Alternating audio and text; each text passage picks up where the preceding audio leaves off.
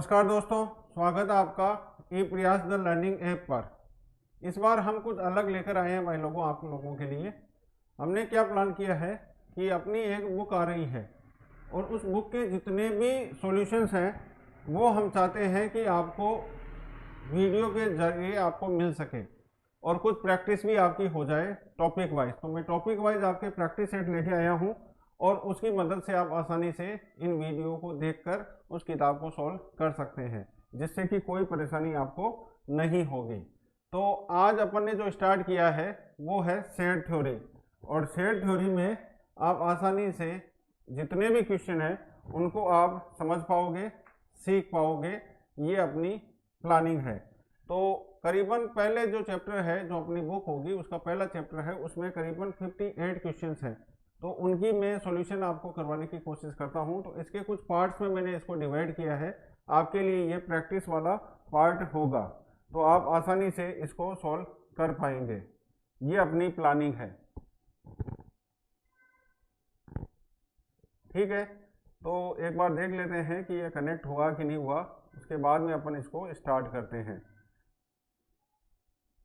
एक सेकंड का मुझे वक्त दे आप।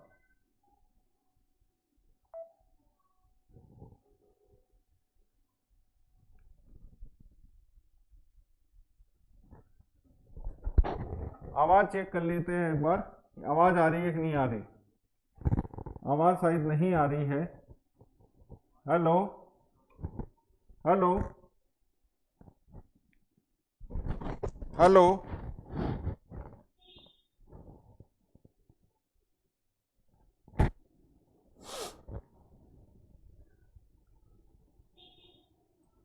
हेलो हेलो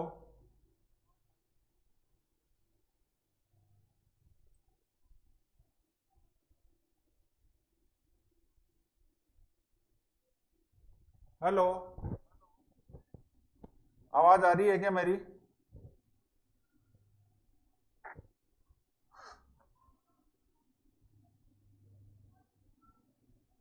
हेलो हेलो,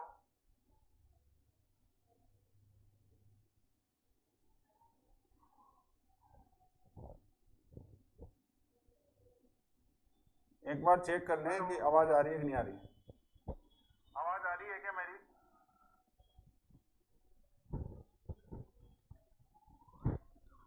तो देखिए, स्टार्ट करते हैं। मैं एक बार दोबारा से आपको समझा दूं। स्वागत है आपका ई प्रयास द लर्निंग ऐप पर। हमने एक प्लान किया है कि आपको टॉपिक वाइज प्रैक्टिस सेट करवाए जाए।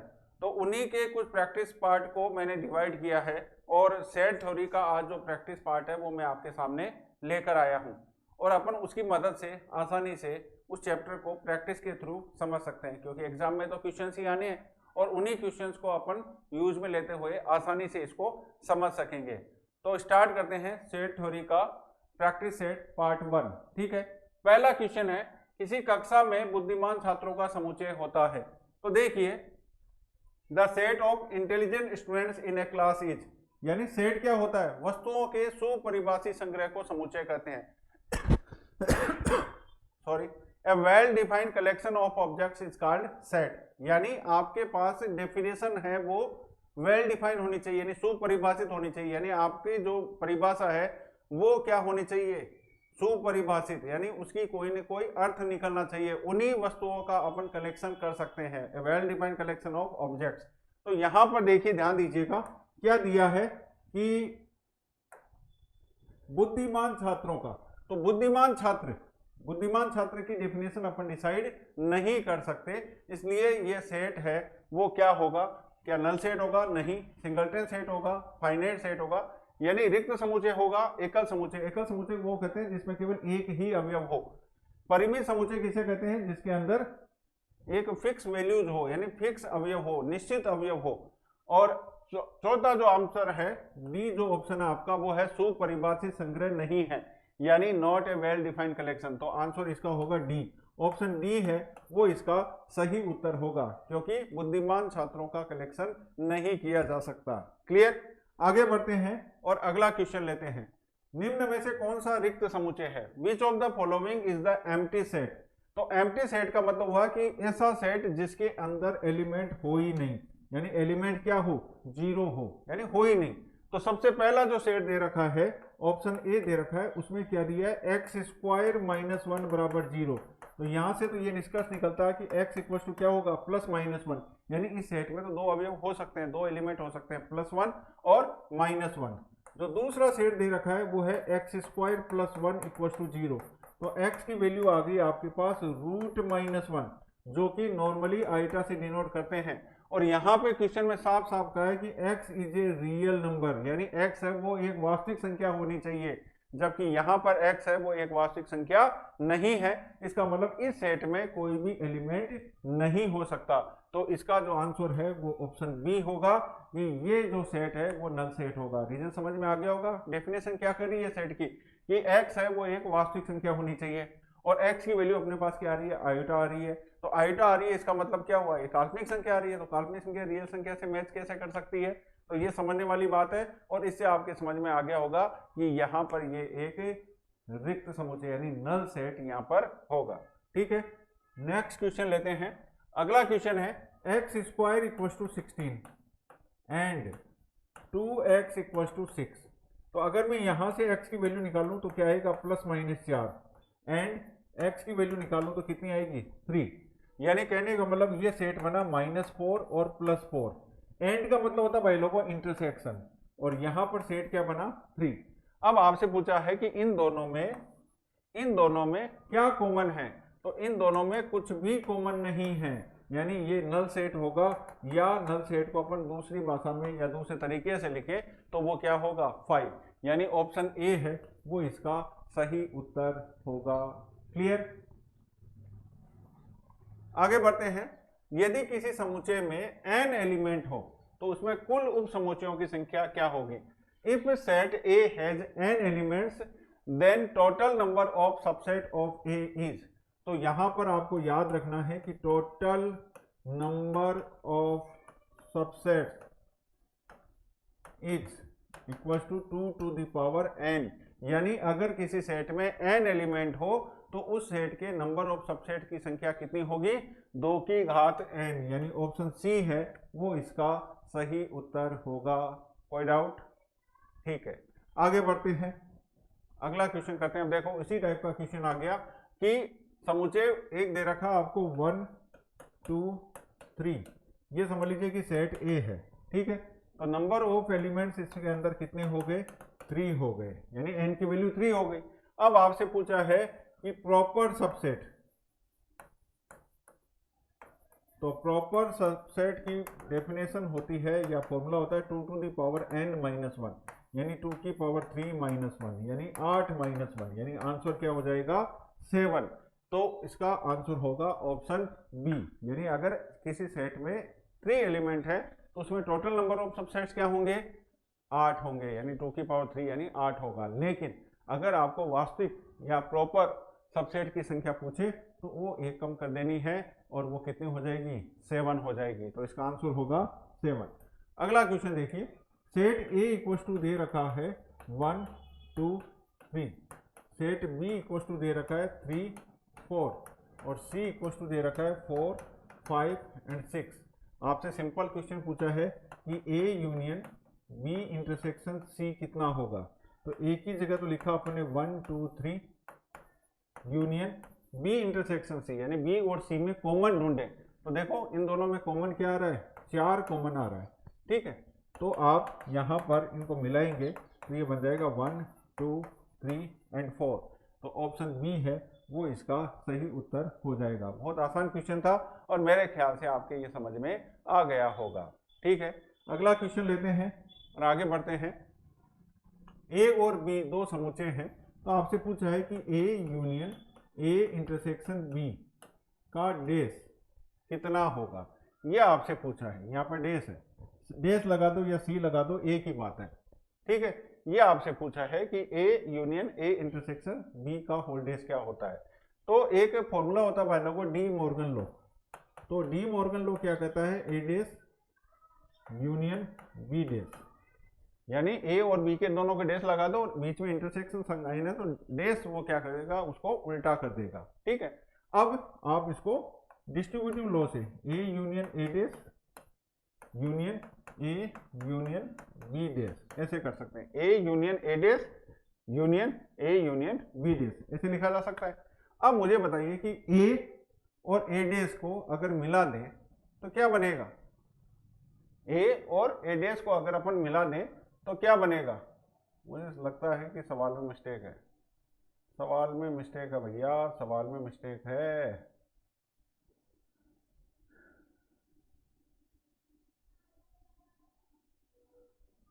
ये तो सवाल में मिस्टेक है शायद। A union A intersection B का होल डेज कर दिया, फिर A dash union B dash कर दिया, फिर A union A dash union A union B dash, ये कर दिया। यहाँ तो प्रॉब्लम लग रही है क्वेश्चन में। चलो इसको अगला जो पार्ट होगा उसमें वापस इंक्लूड करके सही जो क्वेश्चन है उसमें अपन इसको कंफर्म करेंगे कि इसका क्या था। अच्छा देखो ये था क्वेश्चन, वो सवाल में मिस्टेक थी भैया, वो देखो वापस आ गया क्वेश्चन। देखो ए इंटरसेक्शन बी का होल डेज, तो अपन लिखेंगे A intersection A dash union B dash, ये आ गया। अब डिस्ट्रीब्यूटिव लॉ से अपन लिखेंगे A intersection A dash union A intersection B days. तो देखो अब यहाँ ध्यान दो, कोई सेट है ए और एक है सेट ए नहीं है, यानी एक में सभी अवयवर, एक सेट ऐसा है जिसमें ए के एलिमेंट नहीं है, तो उनके बीच में अगर अपन कॉमन ढूंढेंगे तो क्या मिलेगा, कुछ भी नहीं मिलेगा। अरे भाई एक सेट ए है और एक ऐसा सेट है जिसमें कुछ है ही नहीं, मतलब कुछ नहीं है, मतलब ये वाले एलिमेंट इसमें नहीं है। अब इन दोनों में कॉमन क्या आएगा, कुछ नहीं आएगा, यानी फाई आएगा। तो phi union A intersection B डेज अपन लिखेंगे। तो अब फाई में अगर आप कुछ भी मिला दो, यानी खाली में आप कुछ भी मिला दो तो वो तो बढ़ जाएगा। तो फाई में अगर अपन ये मिला दें तो क्या बचेगा, ए इंटरसेक्शन बी डेज बचेगा, और यही इसका आंसर है। तो ऑप्शन डी है वो इसका सही उत्तर होगा। क्लियर। आगे बढ़ते हैं। अगला है set x equals to 4 to the power n minus 3n minus 1 where n belongs to natural number, और सेट y इक्वल्स टू दे रखा 9n minus 1 where n belongs to natural number. तो आपसे पूछा है कि x यूनियन y क्या होगा। तो देखते हैं, आप यहाँ पे सेट निकाल के देखिए। n है वो नेचुरल नंबर को बिलोंग करता है। नेचुरल नंबर क्या होता है, 1 2 3 4 5 6। तो आपने सबसे पहले 1 रखा, 1 रखेंगे तो क्या बनेगा 4 - 3 - 1। देखो n की जगह आपने 1 रखा है, तो 4 - 3 - 1, तो कितना बन गया, 0 बन गया। अरे 0 बना कि नहीं बना, 3 - 1 4 हो गया, 4 में से 4 गया तो 0। n की जगह आपने 2 रखा, तो ये कितना आया 16। 16 में से 6 और 1 7 गए, तो क्या बचेगा 9। ठीक है। फिर आपने n की जगह 3 रखा, 3 रखेंगे तो ये क्या बनेगा 64। 64 में से कितने गए, देखो 4 की पावर 3 हो गया 64, और यहाँ n की जगह 3 रखा तो 9 और 1 10 हो गया, तो ये कितना आ गया 54, ये आता जाएगा। इसी तरह से n की जगह अपन यहाँ पे 1 रखते हैं तो क्या आया 0, n की जगह 2 रखते हैं तो 2 - 1 9 आ गया, n की जगह 3 रखते हैं तो 3 - 1 2 यानी 18। फिर आप n की जगह 4 रखोगे तो 4 - 1 3 27, ऐसे ये अपन लिखते जाएंगे। अब अपने को इन दोनों को मिला देना है। तो देखो 0 आ रहा है, 9 आ रहा है, 18 आ रहा है, तो ये 9 की टेबल आगे नहीं आएगी, इसमें 54 भी आएगा, 9 का मल्टीपल ही आता जाएगा। अब इन दोनों को मिला दें तो मिलाएंगे तो ये तो कॉमन है, कॉमन एलिमेंट दोबारा नहीं लिखे जाते, तो आप यहाँ पे क्या लिखते हैं 0 9 18 27 एंड सो ऑन, जो कि किसके इक्वल है, y के इक्वल है। तो ऑप्शन बी है वो इसका सही उत्तर होगा। आगे बढ़ते हैं। अगला क्वेश्चन है कि एक यूनिवर्सल सेट है जिसके अंदर दे रखे हैं 700 एलिमेंट। सेट ए है, इसके अंदर दे रखे हैं 200 एलिमेंट। सेट बी है, उसके अंदर दे रखे हैं 300 एलिमेंट, और number of A intersection B यानी ए इंटरसेक्शन बी के अंदर दे रखे हैं 100। तो आपसे पूछा है number of A days intersection B days की वैल्यू क्या होगी। बहुत इंपॉर्टेंट और बढ़िया सवाल है, ध्यान से समझिएगा। तो यहाँ पर आप इसको लिख सकते हैं ए यूनियन बी का होल डेज, ठीक है, डी मॉर्गन लॉ से। ठीक है। अब डेज का मतलब क्या होता है कि यूनिवर्सल सेट में से अगर अपन ये ए यूनियन बी हटा दें तो अपने को ए यूनियन बी का होल डेज प्राप्त हो जाएगा। अब देखिए number of universal set minus, इसका फॉर्मूला अपन जानते हैं क्या होता है, number of A plus number of B minus number of A intersection B. अब वैल्यू पुट कर दो। नंबर ऑफ यूनिवर्सल सेट कितने हैं 700 माइनस यहाँ लिखेंगे 200 प्लस 300 माइनस 100, ठीक है। तो ये आ जाएगा 700 माइनस 3 और 2 500 माइनस 100 कितने हो गए 400। तो वैल्यू कितनी आ जाएगी 300, यानी आपका जो आंसर है वो 300 होगा। ऑप्शन सी है वो इसका सही उत्तर होगा। क्लियर? इस तरीके से अपन आसानी से इन क्वेश्चन को सॉल्व कर सकते हैं। आगे बढ़ते हैं, अगला क्वेश्चन लेते हैं। अगला कह रहा है, एक बहुत बड़ा सवाल है कि एक कस्बा है जिसके अंदर 10,000 फैमिली है, 10,000 फैमिलीज हैं, इसमें से 40% समाचार पत्र ए। तो मैं यहाँ लिखता जाता हूँ नंबर ऑफ ए, यानी समाचार पत्र ए पढ़ने वाले। तो 10,000 का 40% कितना हो गया 4,000। नंबर ऑफ बी, यानी समाचार पत्र बी पढ़ने वाले कितने हैं 20% है, तो ये हो गया 2,000। नंबर ऑफ सी, यानी सी समाचार पत्र पढ़ने वाले, न्यूज़पेपर पढ़ने वाले 10% यानी 1000। फिर ये कह रहा है कि 5% है वो ए एंड बी, तो 5% हो गया इसका 500। बी और सी पढ़ने वाले कितने हैं 300, और सी और ए पढ़ने वाले कितने हैं, देखो 3% है बी और सी, 4% है वो ए और सी, और तीनों ही पढ़ने वाले यानी A intersection B intersection C पढ़ने वाले हैं 2%, यानी 200। 10,000 के परसेंटेज निकालिए अपन ने सबके।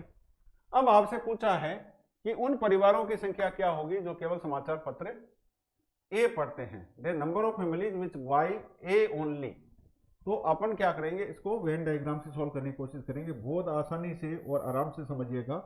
ये न्यूज़पेपर ए हुआ, ये न्यूज़पेपर बी हुआ, और ये न्यूज़पेपर सी हुआ। इसको ए दे दिया, इसको बी दे दिया, और इसको सी दे दिया। ये नंबरिंग निकालने के बाद में, ये संख्या निकालने के बाद में एक ही बात का ध्यान रखना है कि अपने को इसको सोल्व कैसे करना है, इधर से स्टार्ट करना है। तो सबसे पहले देखो तीनों समाचार पत्र पढ़ने वाले कितने हैं 200। फिर ए और सी का एरिया देखो ये है, इसमें कितना है 400 है, जिसमें से 200 तो अपन लिख दिया, तो 200 यहां लिख देंगे। फिर देखो बी और सी का एरिया है ये वाला, इसमें कितने 300, 200 तो अपन ने लिख दिए यहाँ पर, तो यहाँ लिखेंगे 100। फिर ए और बी के 500 है, ये वाला एरिया है, इसमें 200 तो अपन ने लिख दिया, तो बाकी के कितने बचे 300। तो देखो ए और बी के 500 हो रहे हैं, बी और सी के 300 हो रहे हैं, और ए और सी के हैं वो 400 हो रहे हैं। अब देखो नंबर ऑफ सी कितने हैं 1000। अब सी का ये गोला ये वाला है, इसमें 1000 लिखना अपने को, जिसमें से 2 2 4 1 5 500 लिख दिए, तो ये कितना बचेगा 500। बी में कितने 2000, 3 2 5 और 1 6, तो 600 अपने लिख दिया, तो कितने लिखेंगे 1400। और ए में 4000 है, उसमें से 3 2 5 और 7 अपने लिख दिए, तो कितने लिख दिए 3300, यानी 3300। अब देखो इस डायग्राम से आप कितने क्वेश्चन सॉल्व कर सकते हैं। अभी तो केवल आपसे पूछा था कि केवल समाचार पत्र ए पढ़ने वाले, केवल न्यूज़पेपर ए पढ़ने वाले कितने कैंडिडेट हैं 3300, तो इसका आंसर हो जाएगा ये। अगर क्वेश्चन ये पूछा जाता कि केवल बी पढ़ने वाले तो कितना होता है 1400, केवल सी पढ़ने वाले तो 500। सवाल ये भी पूछा जा सकता है कि कोई भी न्यूज़पेपर नहीं पढ़ता हो, तो उस समय आपको क्या करना है, ये जितना भी डाटा आपको दिख रहा है उसको ऐड कर लीजिए, और उसको 10,000 जो टोटल नंबर ऑफ यूनिवर्सल जो 10,000 है उसमें से अपन माइनस कर देंगे, तो अपने को वो कैंडिडेट्स मिल जाएंगे जो कि न तो ए न बी और न सी, यानी तीनों ही समाचार पत्र नहीं पढ़ते हैं। तो मेरे ख्याल से ये क्वेश्चन आपके समझ में आ गया होगा। अगला क्वेश्चन अपन स्टार्ट करते हैं। अगला क्वेश्चन है कि कार से यात्रा करने वाले 20%, बस से यात्रा करने वाले 50% ट्रेवल्स बाय बस एंड 10% ट्रेवल्स बाय बोथ, यानी दोनों कारों से यात्रा। तो इसको भी ऐसे करेंगे। तो ए यूनियन में पूछा है, यानी देखो नंबर ऑफ कार कितने हैं 20, नंबर ऑफ बस कितने हैं 50, और नंबर ऑफ कार एंड बस, तो इंटरसेक्शन आ गया वो कितने हैं 10। तो आपसे पूछा है नंबर ऑफ कार अथवा, यानी और या का मतलब यूनियन होता है, ये पूछा था। तो आप इसको लिख सकते हैं number of C plus number of B minus number of C intersection B. तो आप लिख सकते हैं 20 प्लस 50 माइनस 10, तो 50 और 20 कितने हो गए 70 माइनस 10, यानी कितना आ जाएगा 60%। तो 60% ऐसे व्यक्ति हैं जो कि कार यानी और बस दोनों से यात्रा करते हैं। ठीक है, बहुत आसान क्वेश्चन था, ये आपके हो गया होगा। अगला क्वेश्चन है कि 55 छात्रों में से 23 छात्र गणित यानी मैथमेटिक्स, 24 भौतिकी, 19 रसायन।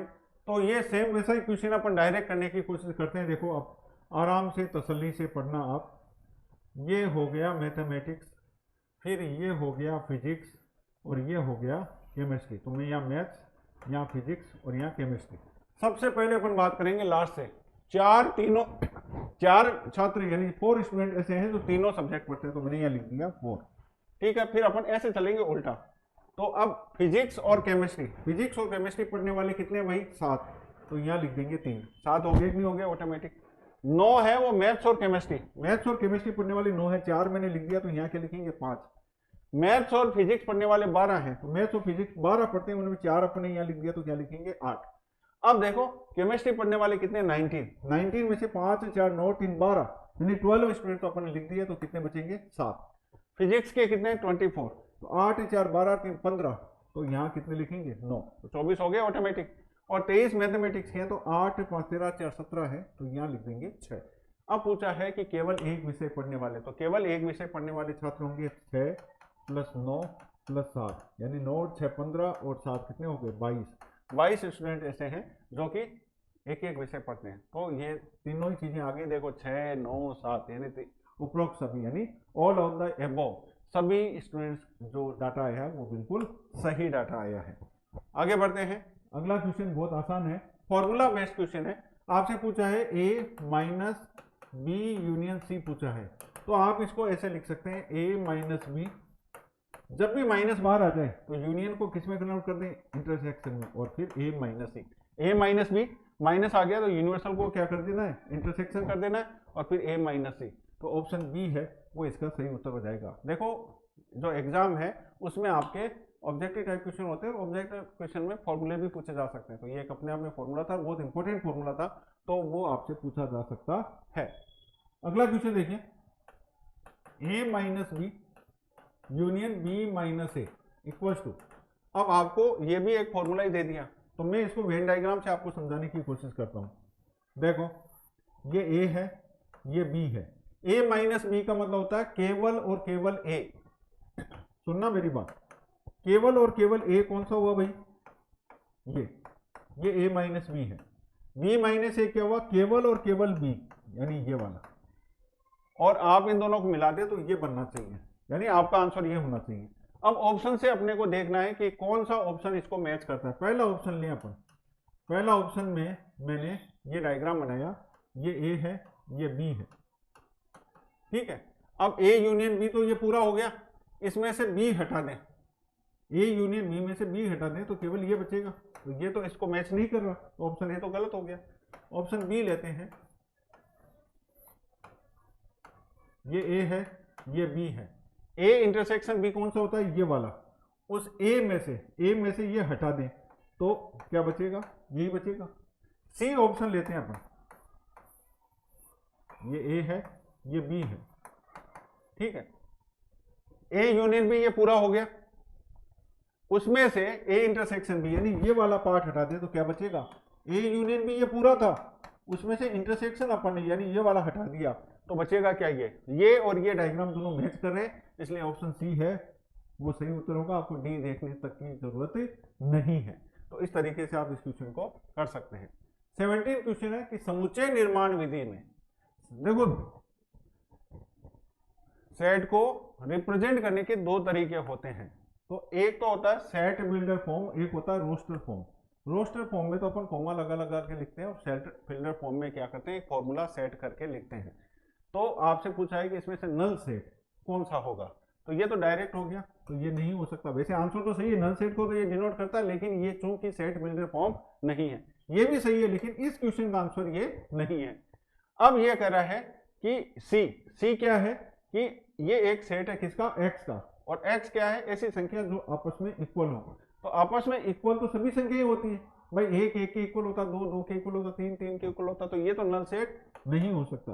तो ये इसका आंसर होगा। क्यों? क्योंकि प्रत्येक संख्या स्वयं के इक्वल होती है, जबकि ये क्या कर रहा है कि प्रत्येक संख्या स्वयं के इक्वल नहीं है, तो ऐसी कोई संख्या है ही नहीं। तो ये सेट बिल्डर फॉर्म हुआ, और ऑप्शन डी है वो इसका सही उत्तर होगा। ठीक है, आगे बढ़ते हैं, अगला क्वेश्चन लेते हैं, सेम उसी टाइप का। आगे देखो, x is not equal to x किसको डिनोट करता है? अब की बार सेट बिल्डर फॉर्म नहीं बोला इसने, अब की बार क्या बोला कि आपको बताना है कि किसको डिनोट करेगा। भाई नल सेट को करेगा। नल सेट ये है क्या? नहीं है, ये तो सिंगलटन सेट है, इसमें एक एलिमेंट है, ये भी सिंगलटन सेट है, ये भी सिंगलटन सेट है, तो आंसर क्या होगा? तो ऐसे आसान आसान क्वेश्चन एग्जाम में पूछे जा सकते हैं, और इन्हीं आसान और अच्छे क्वेश्चन का कलेक्शन मैं आपके लिए लेके आया हूँ इन प्रैक्टिस सेट में। तो बहुत आराम से तसल्ली से इसको समझिएगा, पढ़िएगा, करिएगा, आनंद आ जाएगा आपको। ठीक है, आगे बढ़ते हैं। अगला क्वेश्चन है कि एक सेट है Q जो कि x को बिलोंग करता है, और x इक्वल टू क्या है? 1/y। ठीक है, जहां y क्या है? एक नेचुरल नंबर है। ठीक है, तो एक ऐसा कौन सा नंबर अपन लिखें जो कि इस सेट को बिलोंग करेगा। अगर मैं यहाँ पर 0 रखता हूँ, x 0 कब आएगा? जब y की जगह इन्फिनिटी रखेंगे। पॉसिबल है क्या? मेरी बात समझने की कोशिश करना। डेफिनेशन क्या करिए? x इक्वल टू 1/y, और आप y की जगह कोई भी नेचुरल नंबर लिख सकते हो। नेचुरल नंबर कहाँ से स्टार्ट होता है? 1 2 3 4 5 6। ठीक है, तो यहाँ पर मैं 1 रखता हूँ तो x की वैल्यू क्या आएगी? 1 आएगी। y की जगह 2 रखता हूँ तो x की वैल्यू क्या आएगी? 1/2 आएगी। y की जगह 3 रखता हूँ तो अब ये कर रहा 0, 0 किसको बिलोंग कर रहा है? Q को, यानी इस सेट का आंसर 0 होगा। आंसर सेट का 0 कब होगा? जब y की जगह आप क्या लिखोगे? इन्फिनिटी। तो वो तो संभव है नहीं, क्योंकि y तो क्या है? नेचुरल नंबर है। आप ये कह रहा है कि Q का मान 2 आएगा। Q का मान 2 कब आएगा? जब y की जगह आप क्या लिखोगे? 1/2। तो 1/2 तो आप रख ही नहीं सकते, क्योंकि 1/2 नेचुरल नंबर है ही नहीं, तो ये भी संभव नहीं है। मैंने 2/3 रखा। 2/3 कब प्राप्त होगा? जब y की जगह आप 3/2 रखोगे। 3/2 आप रख ही नहीं सकते। क्यों? क्योंकि आप केवल ये क्या कह रहे हैं कि y is a natural number, तो y की जगह आपको नेचुरल नंबर पुट करने, तो आप यहाँ पर क्या रखोगे? 3/2 रखोगे, रख नहीं सकते, तो ये भी आंसर नहीं हुआ। ये हो सकता है, क्यों? क्योंकि y की जगह 1 रखोगे तो x की वैल्यू क्या आएगी? 1 आएगी, और ये बिल्कुल और बिल्कुल सही आंसर होगा। ठीक है, और आज का अंतिम प्रश्न देखते हैं कि निम्न में से कौन सा समुच्चय अन्य सभी समुच्चयों का उपसमुच्चय था?